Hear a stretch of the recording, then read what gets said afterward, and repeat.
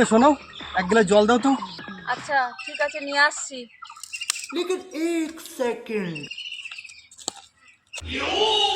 এ নাও জল। আরে জানি না মা কি একটা মেয়ে দেখে বিয়ে দিয়ে দিচ্ছে, একদম আনপড়া, কিছু লেখাপড়া জানে না, কিছু না। চাইলাম এক গ্লাস জল, দিয়ে দিল একটা বোতল। বলছি শোনো না, তুমি আমার একটা কাজ করে দেবে? আরে দেখতে পাচ্ছিস না আমি এখানে কাজ করছি? হ্যাঁ, আচ্ছা কি কাজ বলো। বলছি শোনো না, আমি তো লেখাপড়া জানি না, আমার ভাইকে একটা চিঠি পাঠাবো, তুমি একটু লিখে দেবে? আচ্ছা ঠিক আছে, যাও খাতা পেন নিয়ে আসো। আচ্ছা ঠিক আছে, এই নাও খাতা আর পেন। আচ্ছা ঠিক আছে, দাও। আর কি লিখতে হবে বলো। আচ্ছা লিখো যে আজ থেকে আমার যা সম্পত্তি আছে সব আমি আমার বোন নামে লিখে দিলাম।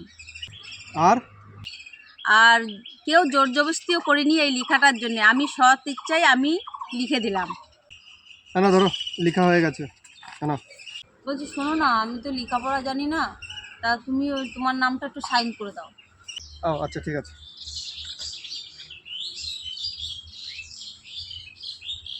না ঠিক আছে দাও।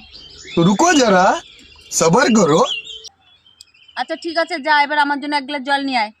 এই, তোরা তো সাহস হলো কি করে, তুই আমাকে জল আনতে বলছিস? তোর মাথা টাথা ঠিক আছে তো নাকি? আবে শালা, তুই নিজের হাতে তোর যত সম্পত্তি আছে তুই আমার নামে লিখে দিয়েছিস, এক্ষুনি তুই নিজের হাতে সাইন করেছিস।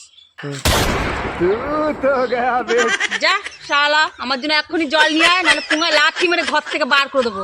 भैया धोखा।